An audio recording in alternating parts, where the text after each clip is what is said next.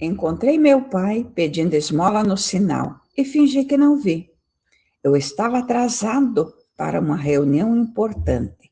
Terno sob medida, carro importado, relógio caro brilhando no pulso. Pare o carro, olhe rápido, siga em frente. Essa sempre foi minha regra. Mas naquele dia, quando o farol ficou vermelho, um homem se aproximou de minha janela com um copo de plástico na mão, barba grisalha, rosto queimado de sol, ombros curvados.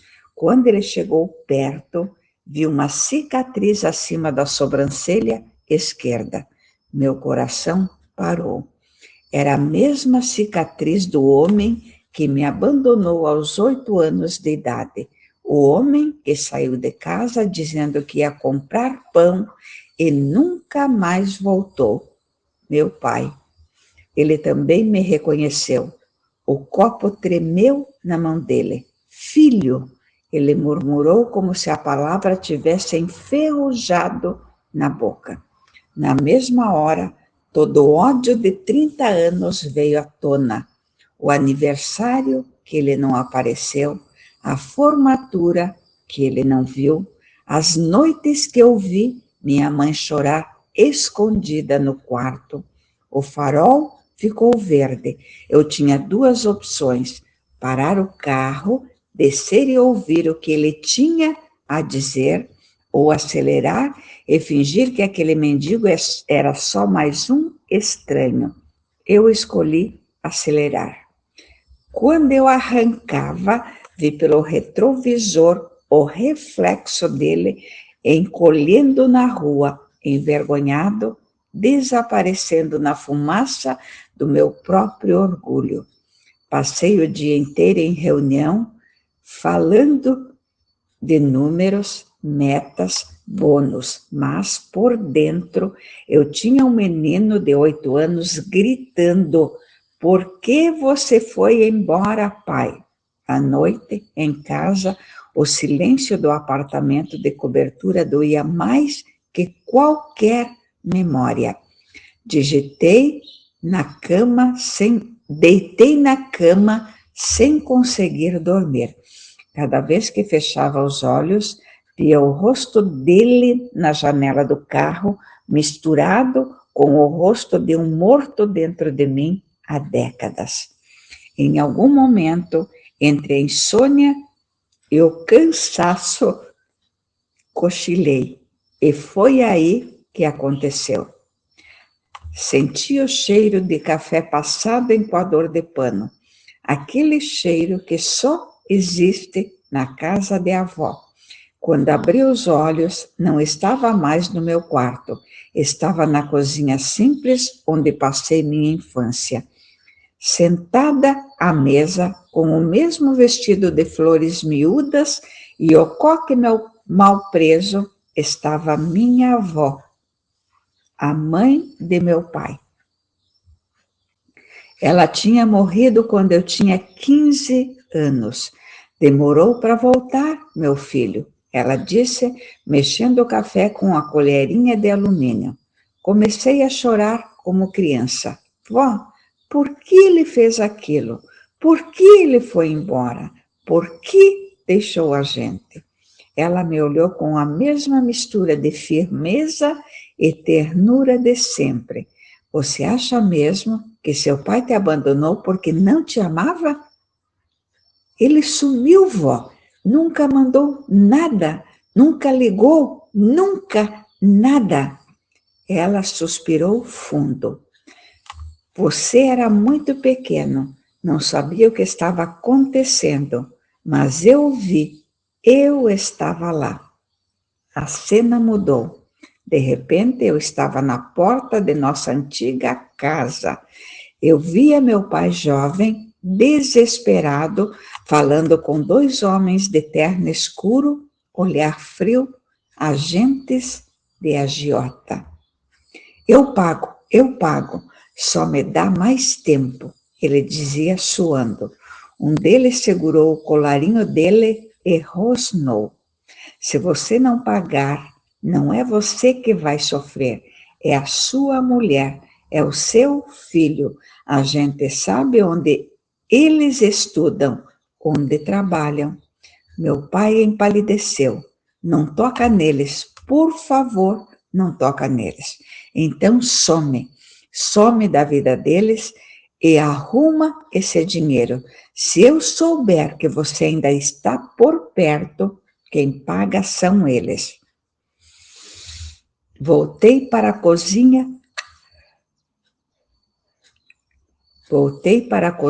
com a minha avó. Ele estava endividado até o pescoço. Jogo, más escolhas, orgulho. Ele errou muito, mas na hora de escolher quem ia pagar a conta, escolheu sofrer sozinho. Ela disse com lágrimas nos olhos: por que ele nunca contou nada, avó? Porque tinha vergonha, porque achou que você e sua mãe iam viver melhor odiando um covarde do que morrendo por causa de um pai imprudente. Ele sabia que, se ficasse, vocês dois corriam risco. Se fosse embora, pelo menos estariam vivos. O chão pareceu sair debaixo dos meus pés. Toda a narrativa que eu tinha construído sobre ser o filho abandonado começou a rachar. Por que ele está na rua? Perguntei, a voz embargada. Minha avó se levantou, veio até mim e colocou a mão quente no meu rosto, como fazia quando eu tinha febre. Porque ele nunca mais se perdoou. Ele perdeu tudo tentando pagar uma dívida que nunca terminava. Quando finalmente poderia voltar, achou que era tarde demais. Mas hoje, no sinal, ele viu você, e você era a prova viva de que a escolha dele tinha funcionado. Você estava vivo, bem-sucedido, protegido. Protegido às custas dele, murmurei. Ela sorriu com doçura. Todo amor verdadeiro tem um preço. O dele foi desaparecer para que você pudesse ficar. Agora a pergunta não é mais por que ele foi, é o que você vai fazer com o que você fez por você. Com o que você vai fazer com o que ele fez por você. Mas, vó, eu tenho raiva. Raiva é a forma mais infantil de pedir explicação. Agora você já tem. E o livre-arbítrio continua sendo seu.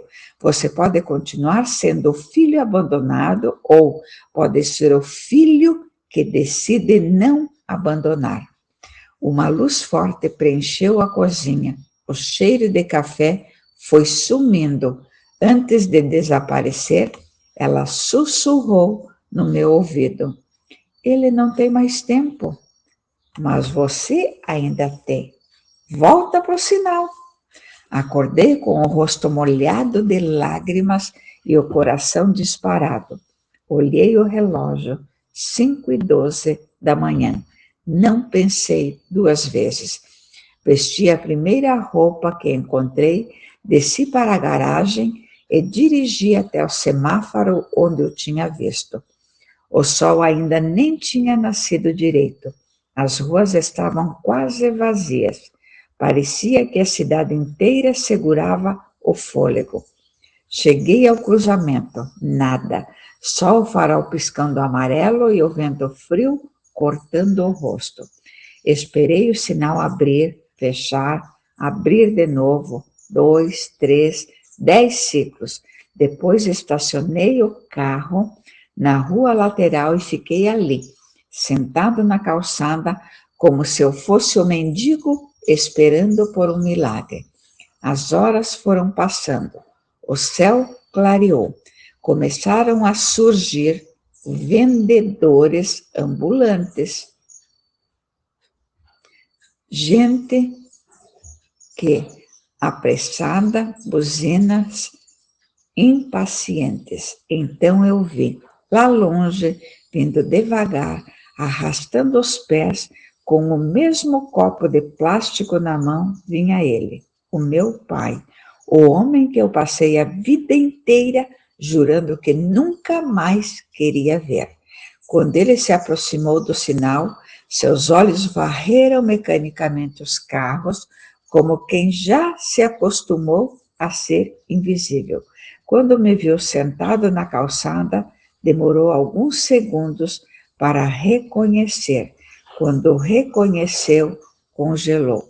O copo caiu da mão dele. As moedas rolaram pelo asfalto, mas ele nem olhou. Filho, dessa vez a palavra saiu como uma oração. Ele levantou, eu levantei, senti minhas pernas tremerem como quando eu era criança com febre. A vontade de acusar, de jogar tudo na cara, subiu como um fogo, mas ao mesmo tempo a imagem da minha avó, com cheiro de café, passou diante dos meus olhos. Respirei fundo. Eu tinha novamente duas opções: continuar a história do abandono ou começar a escrever a história do perdão. Dei um passo para frente. Pai, respondi com voz falhando. Os olhos dele encheram de água na mesma hora. Ele tentou se aproximar, mas recuou com medo. Me desculpa, eu sei que não mereço. Eu fiz tudo errado, mas você está vivo. Você cresceu, você virou um homem. Isso é tudo que eu precisava saber. Eu já posso ir em paz. Ele começou a se virar como se meu perdão fosse luxo demais para alguém que só queria desaparecer. Foi aí que a ficha caiu. Durante anos eu me orgulhei de ter chegado onde cheguei sozinho, mas eu só estava ali de terno, com carro importado, porque um dia um homem escolheu ser o vilão da história para que eu pudesse continuar vivo. A voz de minha avó ecoou dentro de mim. Agora é você quem escolhe abandonar ou cuidar. Corri até ele e o segurei pelo braço. Você não vai embora, não de novo, eu disse. Ele virou, confuso, os olhos marejados, a barba tremendo. Eu não posso entrar na sua vida, meu filho. Eu sou um nada, um mendigo, um erro ambulante. Um erro que salvou a minha vida, respondi. Eu demorei 30 anos para entender isso, mas agora eu sei. Ele começou a chorar, soluçando como criança ali mesmo, no meio da rua. Os carros começaram a buzinar, algumas pessoas olharam curiosas, eu não liguei. Passei o braço em volta dos ombros dele. Vem comigo. Primeiro, a gente vai tomar um banho decente. Depois a gente conversa sobre o resto. Ele tentou resistir. Eu não mereço. Eu também não merecia ter sido protegido, mas você fez mesmo assim. Então deixa eu devolver um pouco do que você fez por mim. Naquele dia, não foi para o escritório, foi para o passado. Levei o meu pai para casa, dei a ele as roupas que um dia imaginei que ele fosse me dar. Enquanto a água do chuveiro escorria, senti algo pesado sair do meu peito. Não era só a mágoa indo embora, era a versão de mim mesmo que se definia pela dor. Mais tarde, sentados à mesa, ele contou cada detalhe que nunca teve coragem de me contar. Eu chorei por ele, por mim, por minha mãe, por minha avó, mas choramos juntos e isso fez toda a diferença. Hoje, toda vez que passo por um semáforo e vejo um rosto cansado pedindo esmola, não vejo mais vagabundo, vejo histórias que eu não conheço, sacrifícios que talvez ninguém nunca conte, pois que escolheram ser os monstros da própria narrativa para salvar quem ama. Meu pai não voltou a ser o homem que um dia eu idealizei, mas voltou a ser algo ainda maior, ser humano. Eu deixei de ser o filho abandonado para ser o filho que decidiu não abandonar. Se você tem alguém na família que te feriu e depois desapareceu, talvez não exista justificativa, mas às vezes existe uma história que você ainda não ouviu. E o perdão não é dizer o que fizeram, que o que fizeram foi certo ou errado, é decidir que a dor não mais vai dirigir o carro da sua vida. No fim, a pergunta que ficou não foi por que ele foi embora, e sim quem eu escolho ser agora que sei o que ele fez por mim. Você já pensou que a pessoa que mais te machucou pode, em algum nível, ter achado que estava te protegendo? Se um dia a vida te colocar frente a frente com esse mendigo do passado, quem você vai deixar dirigir o ódio de ontem ou o amor que você pode escolher hoje? Pense nisso, reflita, volte, cure, ajude, perdoe.